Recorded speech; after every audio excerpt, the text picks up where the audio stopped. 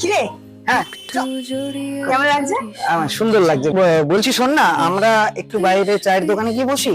কেন বাইরে চাইতে হবে? আমি বললাম না কেন? ভেতরটা কনজাস্টেড, অনেক সমস্যা। বাইরে চ না, বাইরে চ। বাইরে চাইতে তো অন্যদিন খায়। তুই ঝালমুড়ি তোর ফেভারিট, আমরা ঝালমুড়ি খাই। সমস্যাটা কি তোর ক্যাফেতে যেতে? আসলে আমার ইউপিআইটা না কাজ করছে না। এটাই আসল রিজন যে তুই যাবি না। না না যাবো না। ইউপিআই এই সময় কেন কাজ করছে না, আমার কালকে থেকে কাজ করছে না ইউপিআই। না কাজ করবে না। আমি ওষুধ প্রবলেমটা কি বলতো? তুই এখানে টাকাটা খরচা করবি না, কারণ বাইরে চাইতে তুই সবসময় কোনো না কোনো অ্যাঙ্গেল দিয়ে আমাকে ভুল প্রমাণ করতে হবে। না আমি ভুল নই। না আর এই বাজেট আমি একটা ভালো ক্যাফেতে যাবো, এই বাজেট ছাতাটা কেন নিয়ে তোর ছাতাটা নিয়ে কি সমস্যা? না বৃষ্টি পড়তে পারে তো। সমস্যা।